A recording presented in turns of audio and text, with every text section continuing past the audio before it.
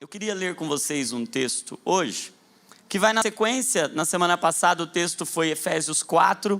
Hoje eu queria aproveitar o contexto, e Deus colocou uma palavra no meu coração, que está lá em Efésios capítulo 5, um capítulo depois do que a gente estudou na semana passada.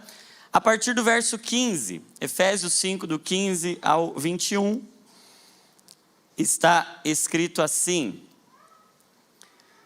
portanto, tenham cuidado com a maneira como vocês vivem.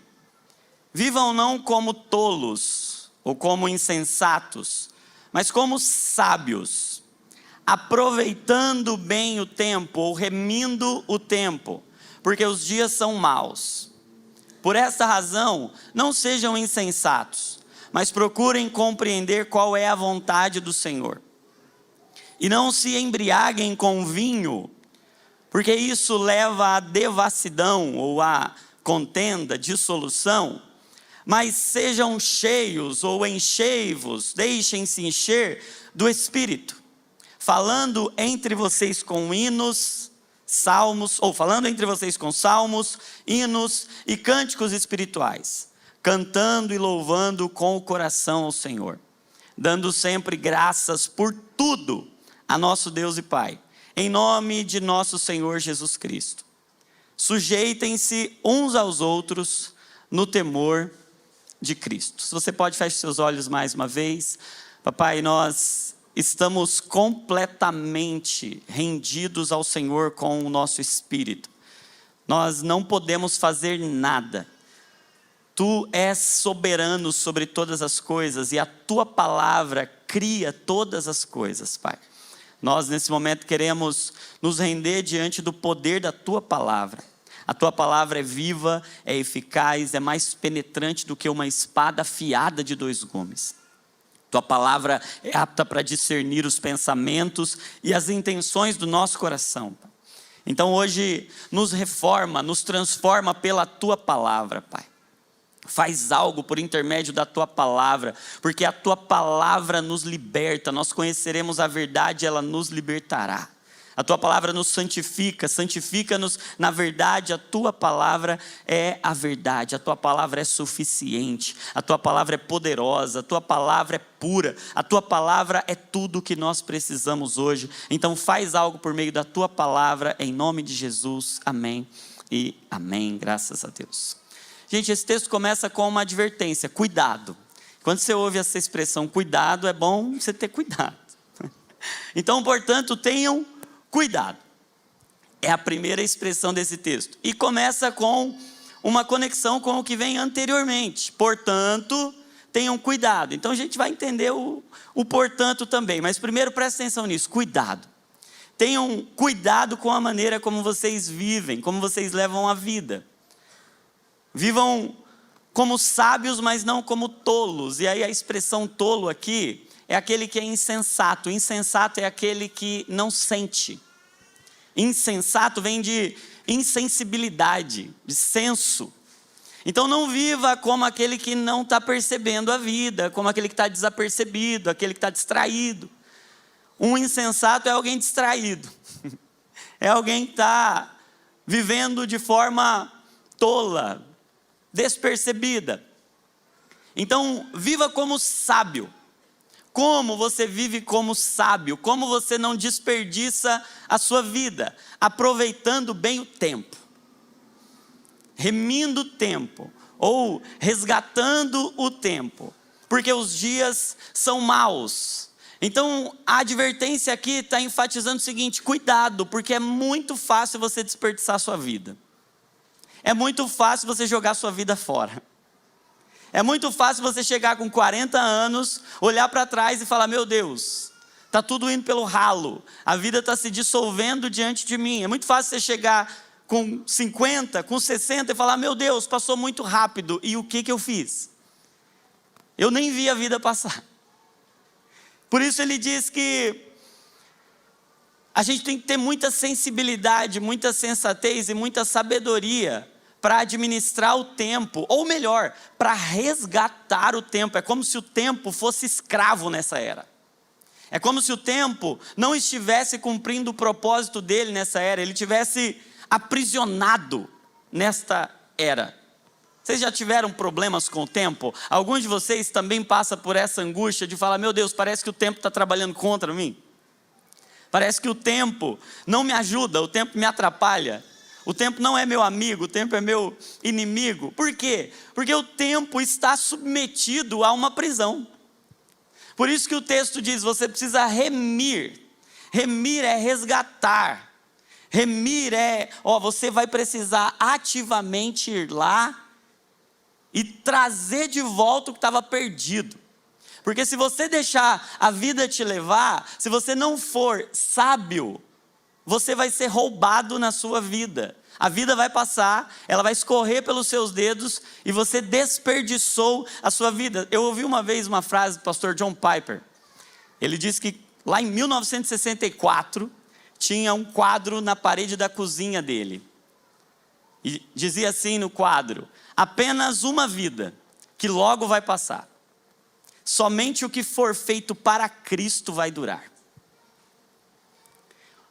A única forma de remir, de resgatar o tempo, é trocar aquilo que é efêmero, aquilo que é passageiro, aquilo que é temporário, por aquilo que é Cristo, por aquilo que é eterno. Só dura o que é para Cristo.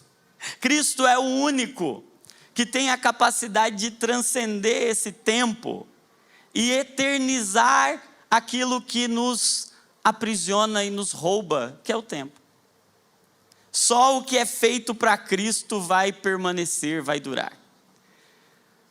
Nós precisamos agir com sabedoria, porque os dias não são bons. Os dias são maus. O texto não está dizendo aqui que a vida é legal, a vida é bacana e é só você deixar a vida levar você que vai dar tudo certo. Não, o que o texto está dizendo é: os dias são maus, a menos que você faça alguma coisa, a vida vai ser roubada de você e tudo que vai restar é um vazio, é uma frustração. Os dias não são bons, nós é quem precisamos resgatá-los, para que eles sejam remidos, redimidos, e aí sim eles possam cumprir o propósito dele. A vida pode ser jogada fora, ou a vida pode ser jogada fora com facilidade. E essa é uma primeira pergunta que Deus está nos fazendo hoje. Será que nós não estamos jogando a nossa vida fora? Será que nós não estamos desperdiçando a vida com coisas que são temporárias? Ainda que sejam valiosas para esta era, elas durarão só até a nossa morte. Nós devemos ter cuidado para não desperdiçar a vida. No verso 17 ele diz assim: por esta razão, porque os dias não são bons, os dias são maus, e nós temos uma probabilidade grande de desperdiçar tempo, não sejam insensatos, não sejam tolos, não andem desligados e desapercebidos, mas procurem compreender qual é a vontade do Senhor. Então, ele está chamando a nossa atenção e diz: olha, só tem um jeito de você não jogar a sua vida fora. Compreenda qual é a vontade de Deus, a vontade do Senhor. E aí no verso 18 ele diz: e não se embriaguem, não vivam uma vida embriagada com vinho, pois esse vinho leva à contenda, ou leva à dissolução, ou à devassidão. A palavra ali é azotia, A-S-O-T-I-A, que quer dizer desperdício, dissolução, sabe, algo ser dissolvido, diluído. Ele diz: tome cuidado para que a sua vida, você não viva uma vida embriagada, descontrolada, e aí a vida dissolveu, dissolutamente, diluiu. Sabe, eu tenho percebido que este talvez seja um diagnóstico do que nós vivemos. Parece que a nossa vida está dissolvendo, diluindo, sabe? Parece que a essência vai indo embora e a gente vai ficando só com fragmentos dela. Está tudo meio quebrado, meio fragmentado. É uma vida dissoluta. contenda, fala de briga, de separação, fala de uma vida com uma quebra. Não se embriaguem com vinho, pois ele leva a essa diluição da vida. Mas sejam cheios ou enchei-vos do Espírito. E aí, gente, eu vi uma vez uma frase de Billy Graham, ele dizendo assim, chegou um problema na igreja, um irmão que estava embriagado, um irmão que se embriagou. Falou, pecado, né? Então foi disciplinar. Ele falou, eu concordo de disciplinar o irmão. Verdade, tem que disciplinar mesmo. Ele falou, mas tem um outro pecado que a gente está cometendo e a gente também precisa corrigir. É tão pecado se embriagar quanto não ser cheio do Espírito Santo. Porque o texto diz, não se embriaguem, é uma ordem. Mas tem uma outra ordem. Enchei-vos do Espírito. Nós não podemos ser seletivos no nosso arrependimento e dizer, não, aquele que está lá embriagado com o vinho, com o álcool, ou caído numa sarjeta, ou entregue completamente aos vícios, eles estão em pecado. Mas tem uma ordem aqui que a gente tem que obedecer e que a gente tem que se arrepender igualmente, a gente olhar para não ser cheio do Espírito Santo, não como uma circunstância da vida, minha vida está corrida, não está dando tempo de ser cheio.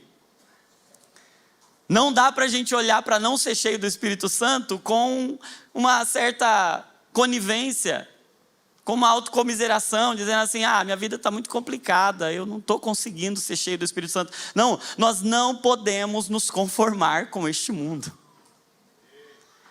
Enchei-vos do Espírito. Ele diz, não sejam insensatos, não desperdicem a vida. Não joguem a vida fora, mas procurem compreender qual é a vontade do Senhor. Em Efésios tem uma vontade clara de Deus. O tema da carta aos Efésios é a igreja. Conhecido também a carta aos Efésios como o evangelho da igreja. E ali tem uma revelação de um mistério. Qual é o mistério de Deus? Cristo. E Cristo é aquele que faz convergir todas as coisas no céu e na terra. Então a carta aos Efésios está mostrando qual é a vontade de Deus. A vontade de Deus é que tudo seja Cristo. Tudo seja feito para Cristo. Porque Cristo une o céu e a terra, Cristo é o alinhamento, tudo de Deus está em Cristo e tudo de Cristo está na igreja. A igreja é essa manifestação visível do Cristo. Então, como você ama Cristo? Amando a igreja. Talvez a coisa mais horrorosa que pode ter acontecido na história da igreja é a gente construir uma imagem de um Cristo decapitado. De um Cristo que é um cabeça, mas não tem corpo. Ou que a gente se relaciona com Cristo sem se relacionar com a igreja. E que dá para viver uma vida com Cristo sem viver uma vida ou que exclua a igreja. A igreja é o corpo de Cristo. E isso é simples, gente. O corpo é o físico. Como eu me relaciono com Cristo fisicamente, como eu vejo Cristo fisicamente, como eu toco Cristo, como eu contemplo Cristo, como minhas mãos apalpam Cristo, quando eu me relaciono com a igreja. A igreja não é um acessório da nossa espiritualidade. A igreja não pode ser substituída por nada. Nós temos que amar o que Deus ama. E Deus ama a igreja mais do que tudo.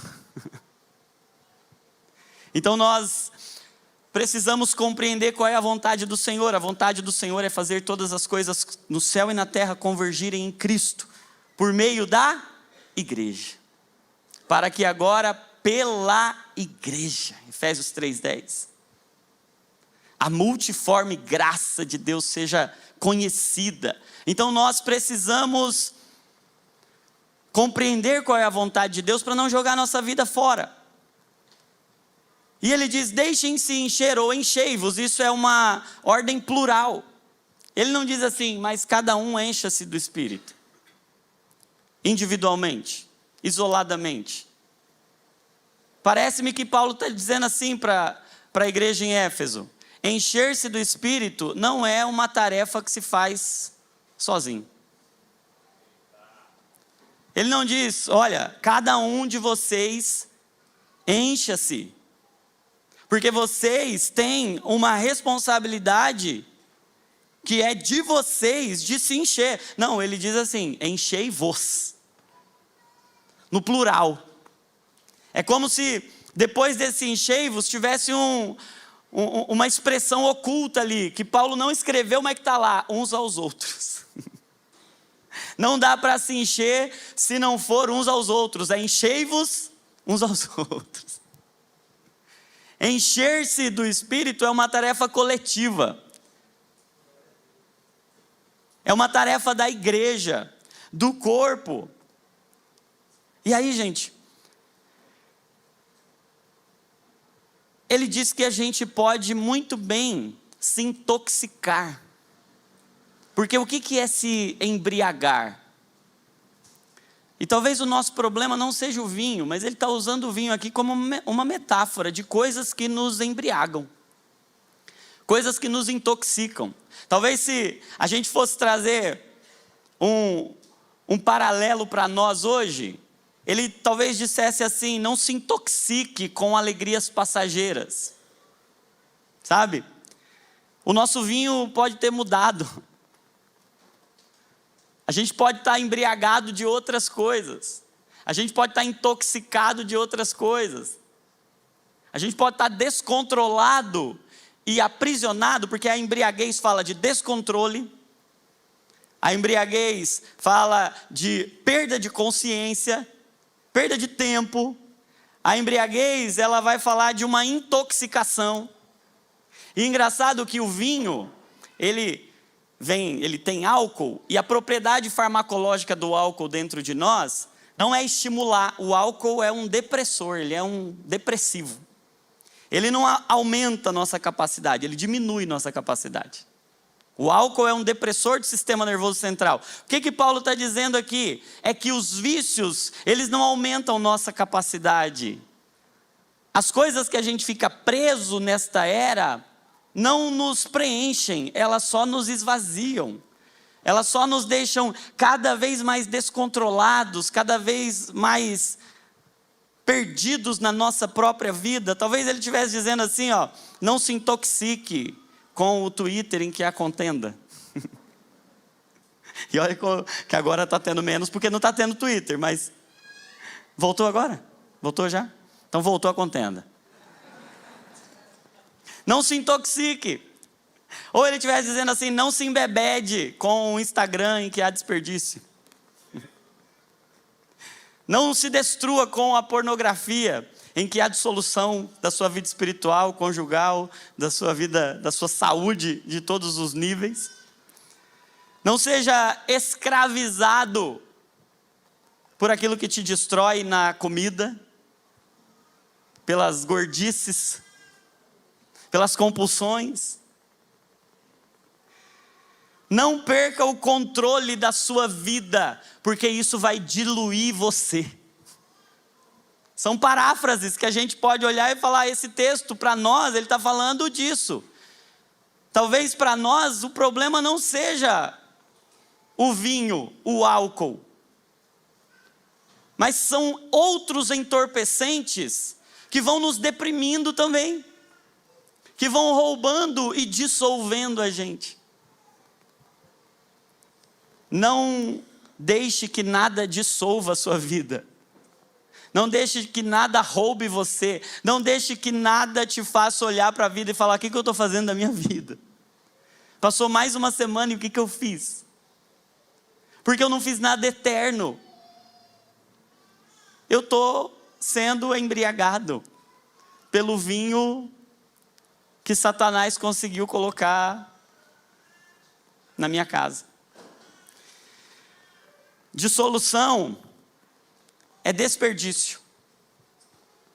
Então o vinho causa dissolução, é desperdiçar algo. Até a palavra aqui, azotia, ela fala de prodigalidade. Sabe o que é prodigalidade? Não é gastar tudo, é desperdiçar. Até um termo do direito, né?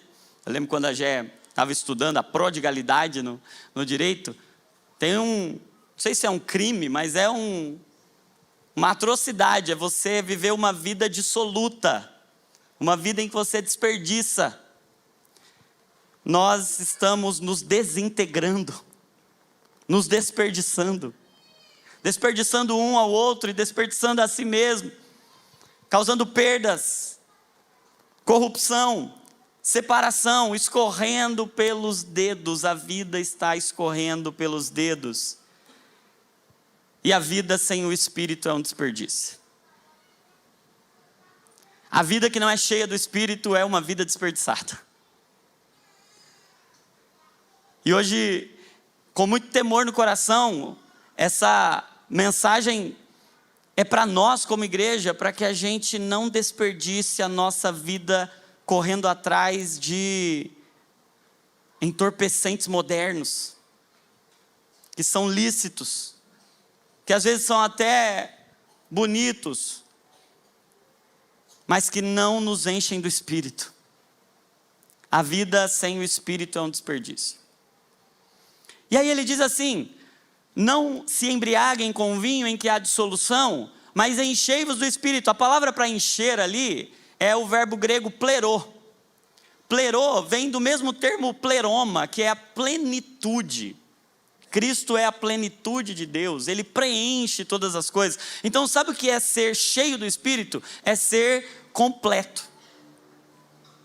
Então tem uma constatação aqui: todos nós somos incompletos. Você já percebeu isso? Nenhum de nós aqui tem tudo que precisava ter. Todos nós temos um monte de pedaço faltando. Todos nós somos incompletos na nossa humanidade. A gente já nasce ferido, a gente já nasce incompleto, a gente já nasce machucado. A queda fez isso com a gente, a queda machucou a gente. A queda deixou a gente desconfigurado. Então a gente nasce vazio. E a gente vive uma vida vazia, e nada nesse mundo, nenhum entorpecente, seja antigo ou moderno, nenhum tipo de ser humano, nenhum relacionamento é capaz de nos completar, só o Espírito Santo. E é uma ilusão você tentar preencher a sua vida e completar, e ser inteiro, confiando em outra coisa que não seja o Espírito. Você confiar a sua completude, a sua plenitude, você vai só se diluir cada vez mais. Se a fonte da sua busca não for o Espírito Santo, se os seus olhos não estiverem no Espírito de Deus, é correr atrás do vento, é vaidade, é dissolução, é escorrer, é uma névoa, é um vapor, é passageiro e não completa. E nós estamos nos diluindo e nos desintegrando quando não estamos cheios do Espírito. O Espírito tem um poder que é maior do que o do álcool. Porque o que o álcool faz? Ele não transforma a pessoa em outra. A pessoa não fica alterada. Você fala assim, fica outra pessoa. Às vezes fica mais ousado, às vezes fica mais briguento, mais desinibido, mais chorão. Transforma em outra pessoa que não é ela. Lógico e logicamente sempre diluindo, sempre desintegrando, sempre causando dissolução. Nunca é solução, é dissolução. É sempre dissolvendo. Mas o que Paulo faz a questão de fazer esse paralelo? Ei, em vez de você se tornar outra pessoa, cheio do vinho, transforme-se em outra pessoa. Seja completamente alterado.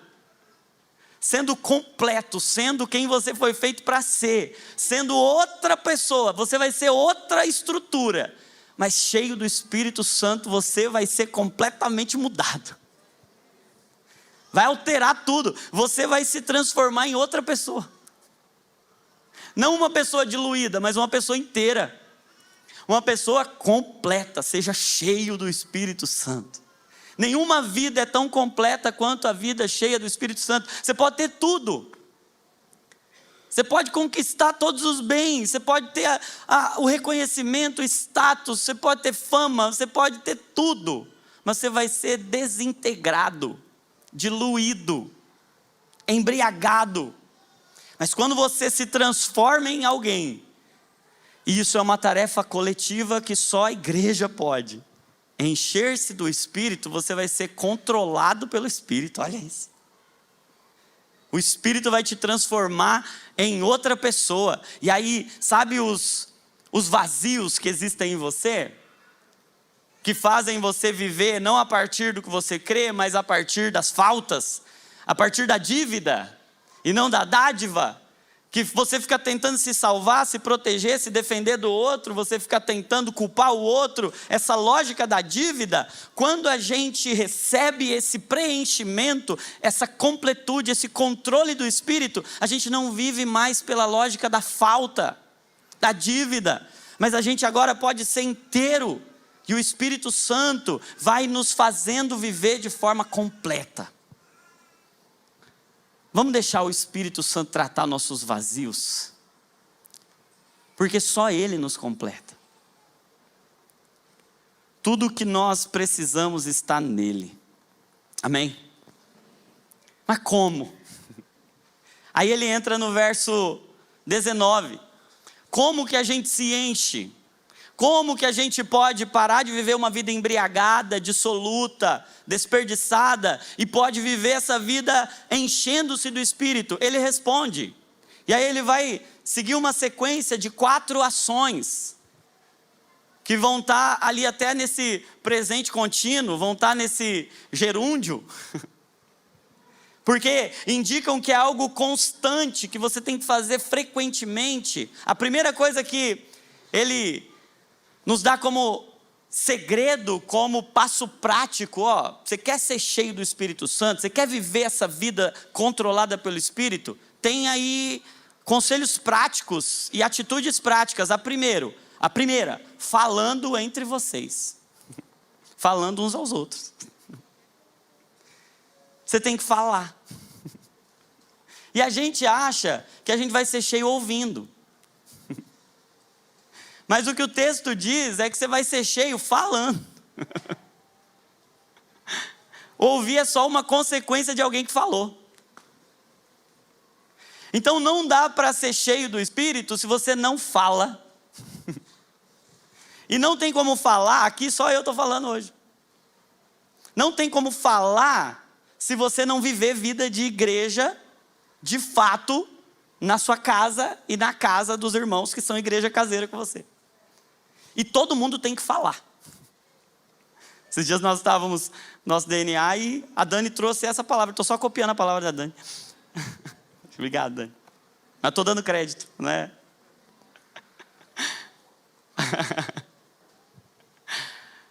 Mas foi um dia muito poderoso de Deus. Eu acho que foi um dos momentos de reunião nossa em que eu mais vi Deus presente, porque todo mundo falou. Foi poderoso. Todo mundo repartiu algo do coração, falando entre vocês. Sabe, gente, nós somos mais cheios falando da palavra do que ouvindo a palavra.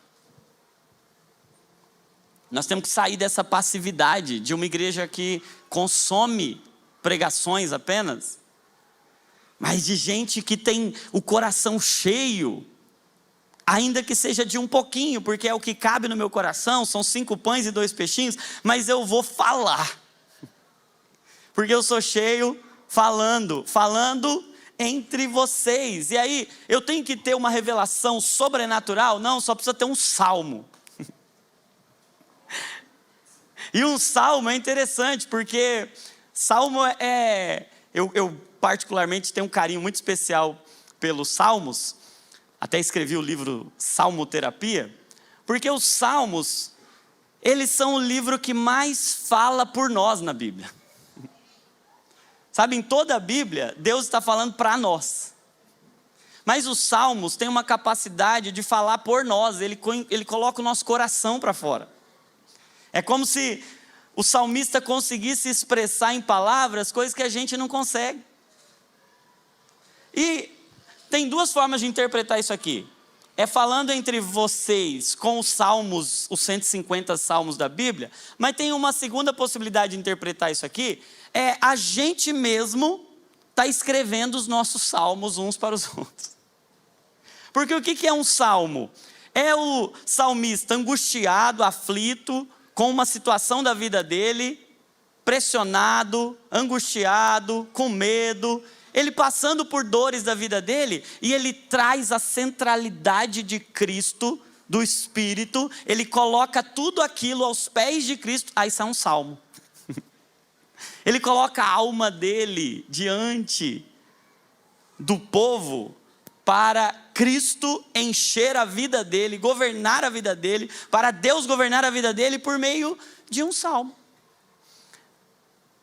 O coração se acessa pela boca.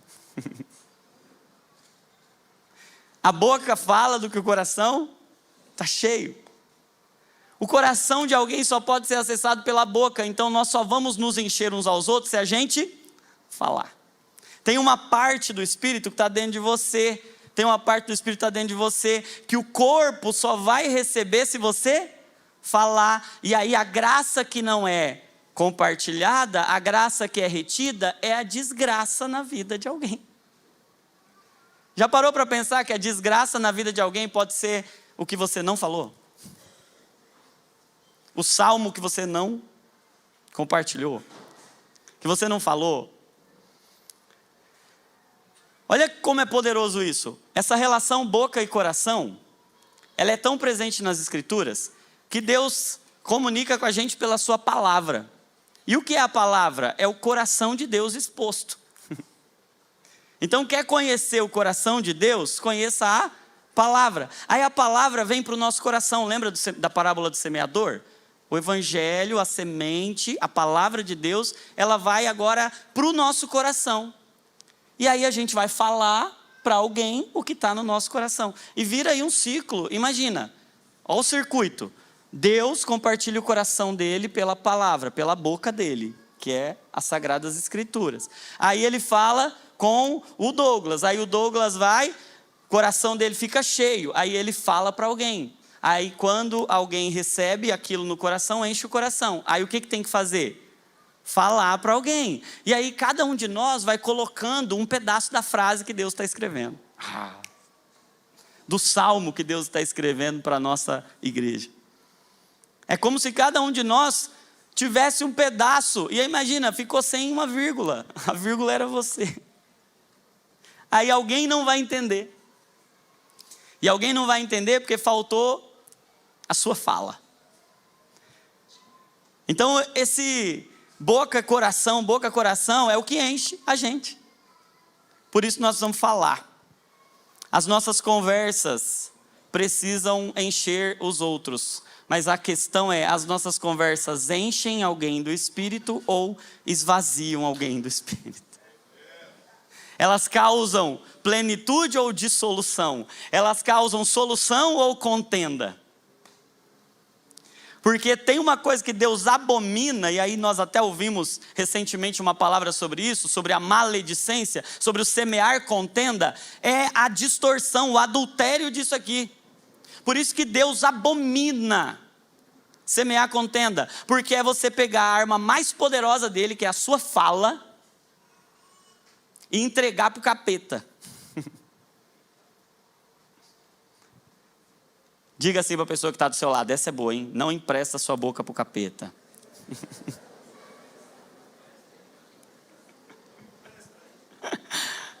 As nossas conversas podem materializar a presença de Deus em nós.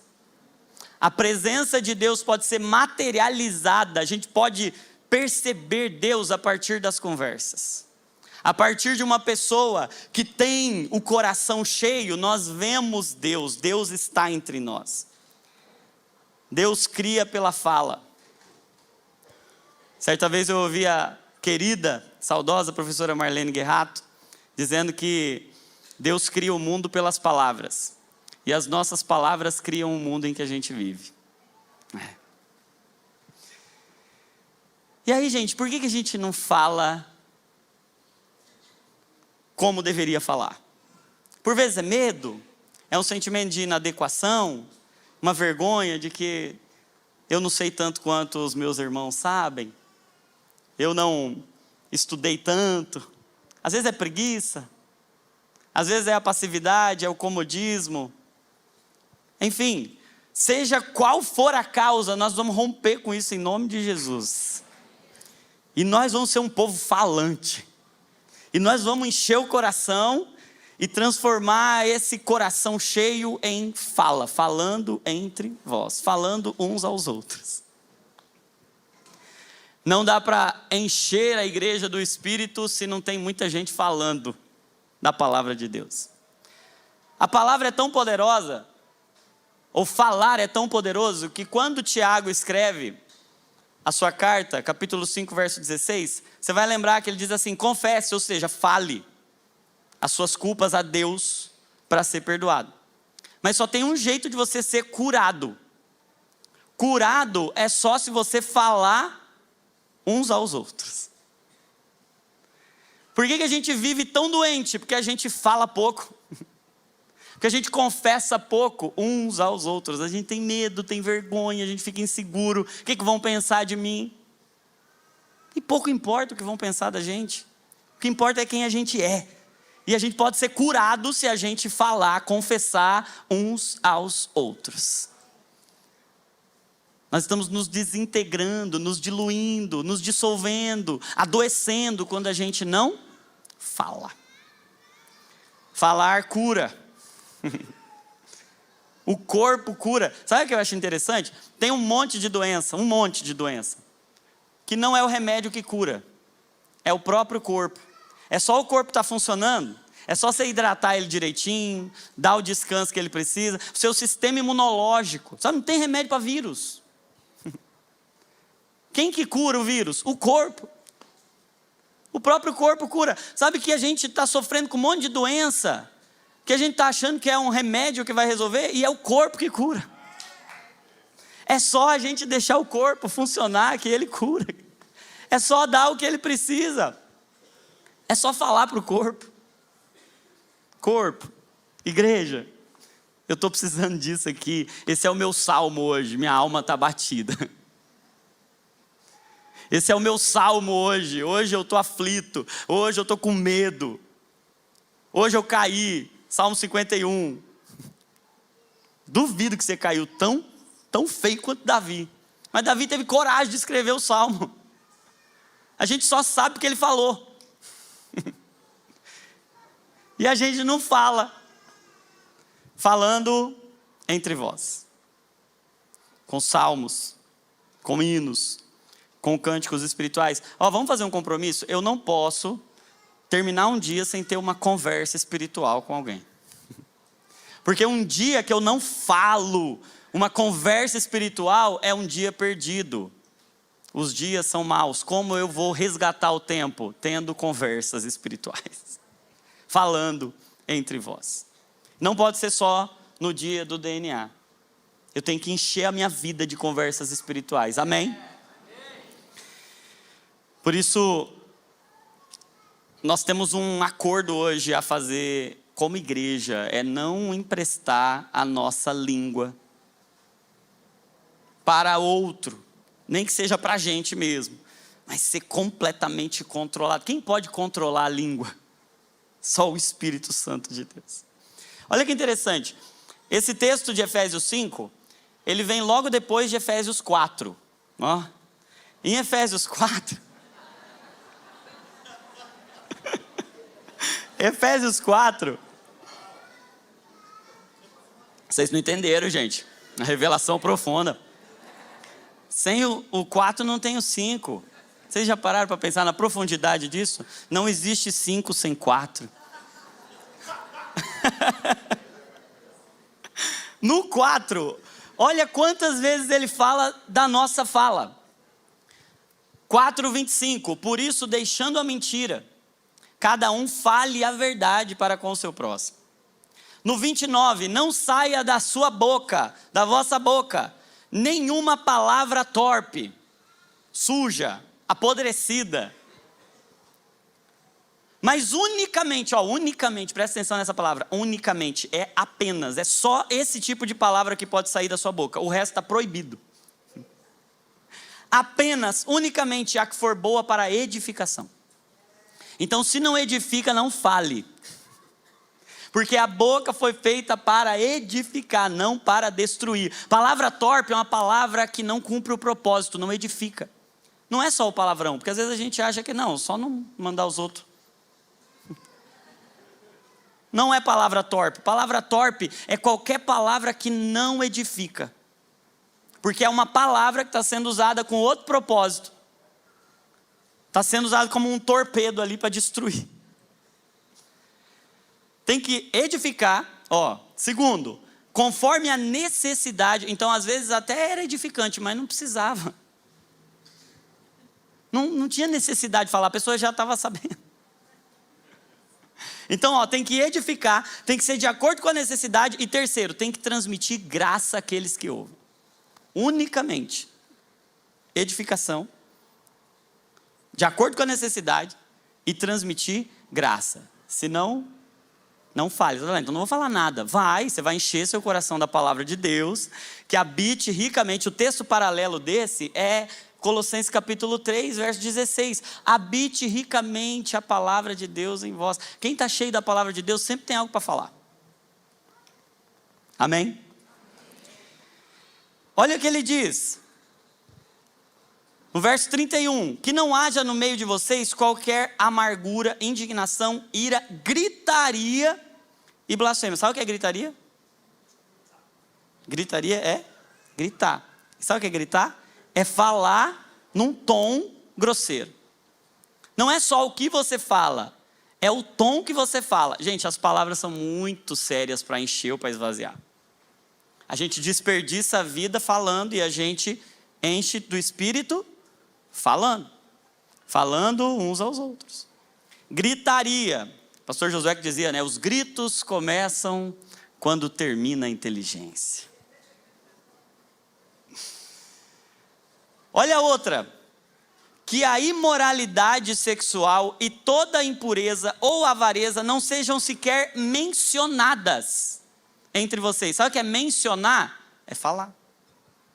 Não usem linguagem grosseira. Não digam coisas tolas, nem indecentes, gracejos imorais.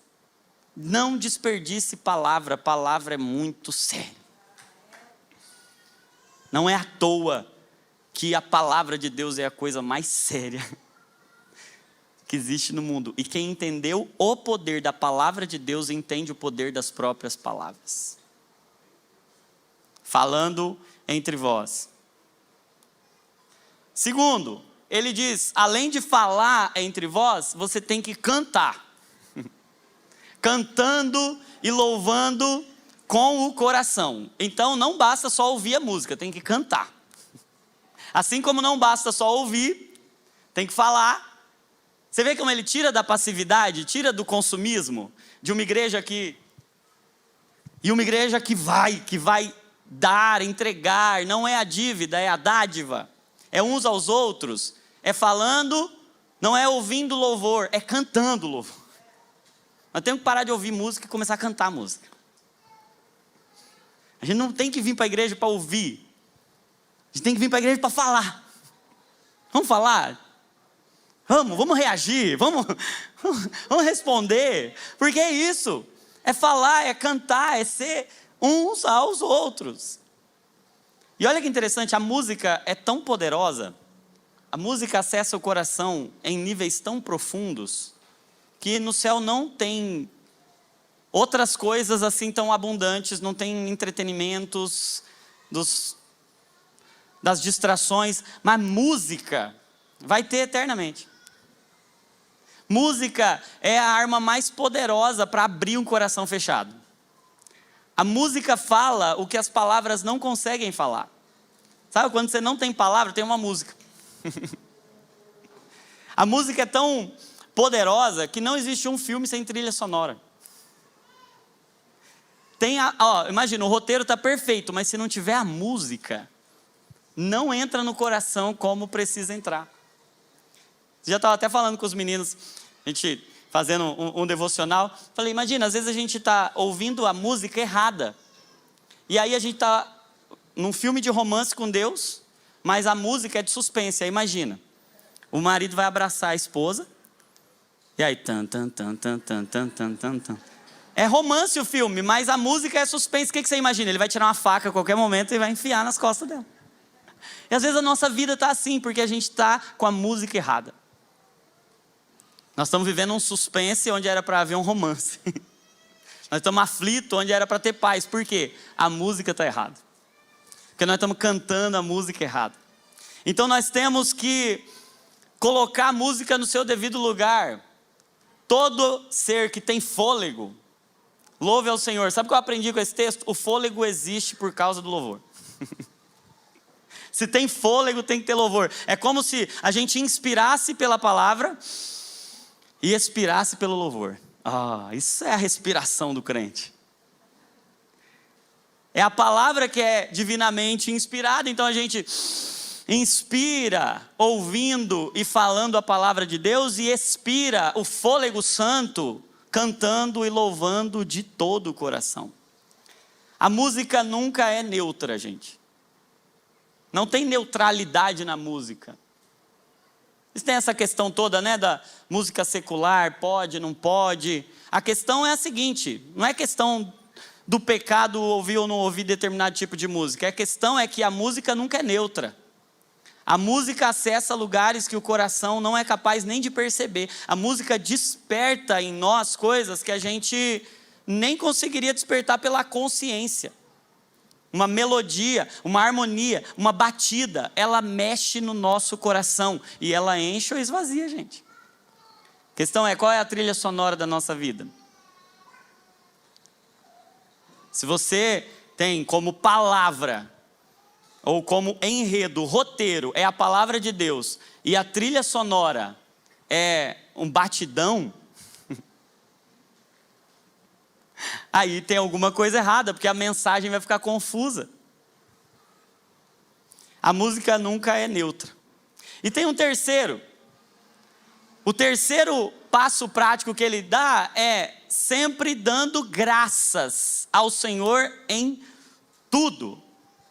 Em nome de nosso Senhor Jesus Cristo. Então não significa, obviamente, que a gente tem que agradecer quando alguém morre. Claro que coisas ruins a gente lamenta. Até tem um livro na Bíblia chamado Lamentações, vocês já viram?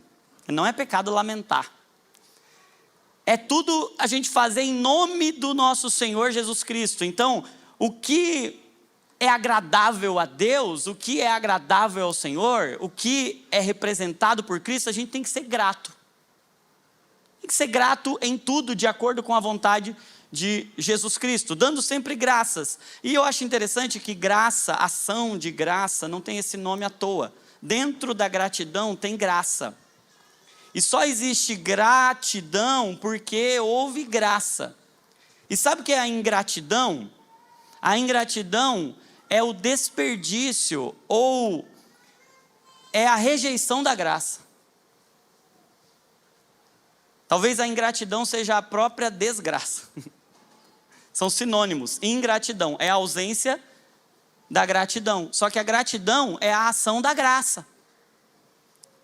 A gente até usa o termo ação de graças. O que é a ação de graças? É a ação da graça em nós. Então, se eu sou ingrato, é como se eu estivesse dizendo para a graça que ela não é suficiente. Vou repetir isso. A ingratidão é dizer para a graça que ela não é suficiente.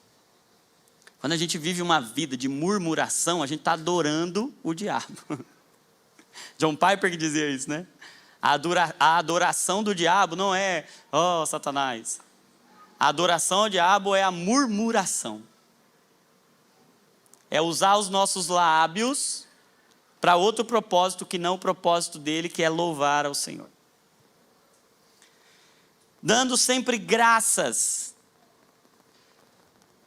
Vocês lembram daquela pregação do pastor Douglas Gonçalves? Vocês conhecem ele? Falando, agradece que cresce, né? Agradece que cresce. Quando os discípulos chegam com 5 pães e 2 peixinhos ali para Jesus, daquele menino, o que Jesus faz? Ele dá graças, e tendo dado graças, ele parte. Sempre Jesus dá graça mesmo pelo pouco, porque quando você agradece, cresce. Então o segredo não é reclamar, o segredo é clamar.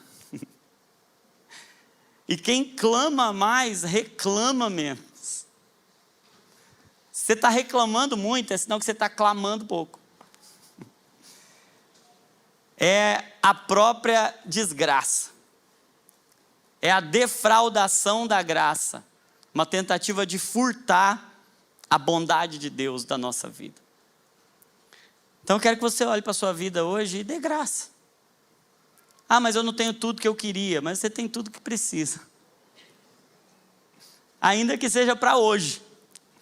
Porque quando Paulo ora para o Senhor, pedindo que aquele espinho na carne fosse retirado, o Senhor disse não.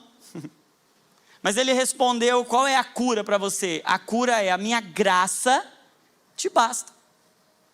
E tem coisas que vão ser resolvidas na nossa vida, não tirando o espinho, mas colocando graça. E a gente vai ter que se submeter a Deus para entender quais são os espinhos que Ele quer tirar e quais são os espinhos que nos curam. Porque curam a nossa soberba. Porque o que era o espinho na carne de Paulo? Para que eu não me ensoberbeça, foi-me dado um espinho. Então esse espinho é graça de Deus na minha vida. E a graça dele é suficiente, porque é melhor um espinho na carne do que um espírito soberbo. Então tem problemas que vão resolver a gente. Tem espinhos na carne que vão curar o nosso espírito. Tem doenças que vão curar a gente. Porque vão colocar a gente nesse quarto passo, sujeitando-vos uns aos outros. E aí não tem como a gente viver a vida cristã sem a atitude de Cristo. Que haja em vós o mesmo sentimento que houve em Cristo Jesus. Que mesmo sendo Deus, não teve por usurpação ser igual a Deus. Antes ele esvaziou-se a si mesmo. Ele se humilhou. Ele se sujeitou ao plano de Deus. E ele se sujeitou a nós. Ele se esvaziou diante do mundo, diante da humanidade. Ele entregou tudo. E é essa constatação aqui, você agora, cheio do Espírito Santo, você se sujeita.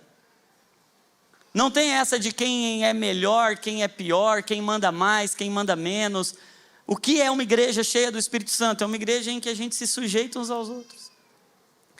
E é interessante porque a evidência disso é que depois, a partir do 22, ele vai falar sobre família. Vós mulheres, sujeitem-se aos vossos maridos. Por quê? Porque é isso aqui, só dá para se sujeitar sujeitando mutuamente. Não é uma hierarquia de controle, é uma sujeição mútua, a gente se sujeita uns aos outros. A gente se humilha porque agora não tem mais essa economia da dívida, é a economia da graça.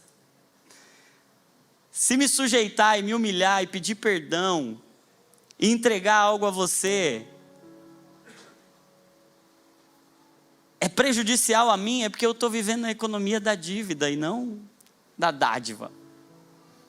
Então, isso aqui resolve nossos problemas de família, porque depois ele vai falar sobre marido e mulher. Ele vai falar: marido, por causa disso aqui, você vai dar sua vida para sua esposa, como Cristo deu a vida pela dele.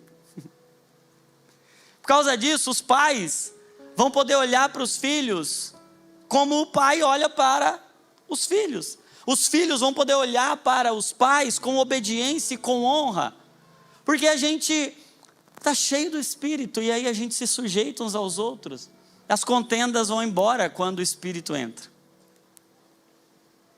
Mas quando entra o vinho, a contenda, a dissolução, aí a gente vive nessa diluição da nossa vida. Então hoje, o uns aos outros que vai ficar para a gente sujeitem-se uns aos outros, no temor de Cristo. A gente ouviu algumas semanas atrás acerca do temor. O temor é esse eixo que coloca o nosso coração no lugar dele, que nos reposiciona diante de Deus. Então, eu acho que a gente tem que fazer alguma coisa prática a partir desse entendimento. E um primeiro passo prático para mim, eu acho que é se arrepender de não ser cheio do Espírito Santo. E eu quero orar com vocês por isso, uma oração de arrependimento mesmo, em que a gente fala. Eu não quero orar por vocês. Nós vamos orar uns aos outros. Uns pelos outros. Se coloque de pé, por favor. E nós vamos nos arrepender de se embriagar com qualquer coisa que tem diluído a gente. Quero que você deixe o Espírito Santo agora trazer revelação para você do que tem roubado você, o que tem te descontrolado, o que tem embriagado, embebedado você. Sabe aquelas coisas que você fala assim: nossa, isso aqui está roubando meu tempo, está roubando minha vida, eu estou desperdiçando, mas eu não consigo sair, sabe? Seja algo na sua atenção, no seu corpo, no seu espírito. Mas o que está roubando você? O que está te diluindo? O que está te dissolvendo? E Deus vai trazer algumas coisas que você vai precisar abandonar hoje, amém? Algumas bebedeiras, alguns entorpecentes que estão deixando a gente completamente perdido na nossa própria vida, e a gente está desperdiçando, jogando a vida fora. Hoje nós vamos romper com isso. Nós não vamos jogar a nossa vida fora, amém? Nós vamos nos encher do Espírito, porque essa é a vida que vale a pena ser vivida, é a vida eterna, é conhecer a Cristo e expressá-lo por meio do Espírito. Então nós vamos romper com coisas hoje, nós vamos sair daqui decididos: isso aqui não vai me escravizar mais, em nome de Jesus. Nós vamos sair daqui hoje com um compromisso: eu não vou ficar escravizado por vício nenhum. E eu quero orar por isso também. Nós vamos orar juntos por libertação, amém? Pode ser de coisa lícita, às vezes não é nem pecado, mas é embaraço, porque nós temos que nos libertar do pecado para correr, mas também do embaraço que nos prende. E tem coisa que está aprisionando você, está te embriagando, está te entorpecendo, e hoje nós vamos ser libertos. Tem alguém aqui que precisa disso? Eu quero que você identifique qual é o vinho que está te dissolvendo. Mas uma segunda coisa, com muito temor no nosso coração, nós vamos nos arrepender de trocar o Espírito Santo por qualquer coisa. E nós vamos assumir um compromisso: nós vamos falar, nós vamos cantar, nós vamos ser gratos, e nós vamos nos sujeitar uns aos outros. Toda altivez vai cair por terra da gente, em nome de Jesus. O Senhor nos promete, 2 Coríntios capítulo 10, que as armas da nossa milícia não são carnais, mas são poderosas em Deus para destruir fortalezas. Tem fortaleza que está aí desde que a gente nasceu e que hoje o Senhor vai destruir. Como fazer isso? Como Ele faz isso? Destruindo mentiras, sofismas e altivez. Orgulho. O orgulho é o pecado debaixo do qual todos os outros ficam escondidos. Hoje o Senhor vai quebrar o nosso orgulho, nos sujeitarmos uns aos outros, amém? Eu quero que, antes da gente responder a isso orando, Senhor, mexa no nosso coração. Nós vamos cantar mesmo, você vai cantar. E vai deixar Deus mexer no seu coração por meio da canção, por meio da sua fala. Você vai cantar, falar, você vai reagir a isso. Você só não pode fazer uma coisa: ficar quieto agora. Você não pode ficar passivo, porque a passividade é o problema. Deixe o Espírito encher você, falando, cantando, se humilhando, se sujeitando, se submetendo ao Senhor. E aí a gente vai orar junto. Nós vamos orar uns pelos outros. E o Senhor vai quebrar fortalezas que estão nos dissolvendo, nos diluindo. Em nome de Jesus, amém? Vamos cantar.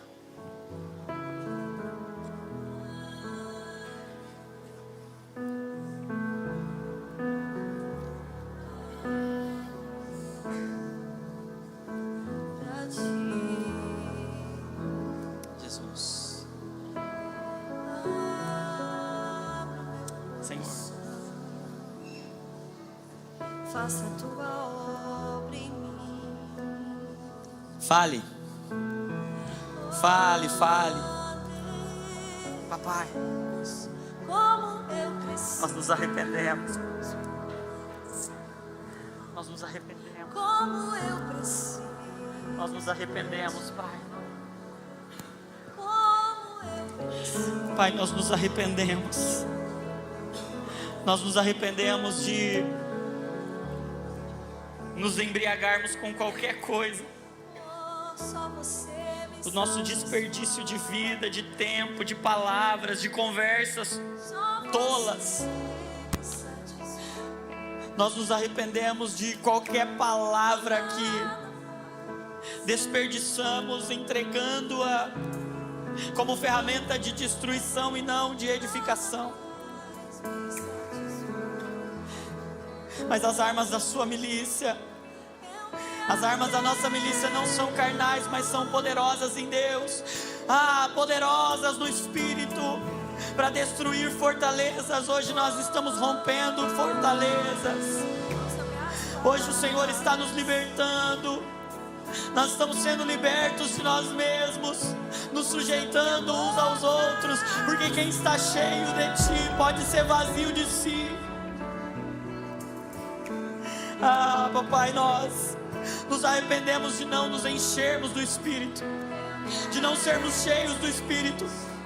Agora nós queremos assumir o compromisso de falar uns aos outros, de cantar e louvar de todo o coração, de dar graças ao Senhor em tudo.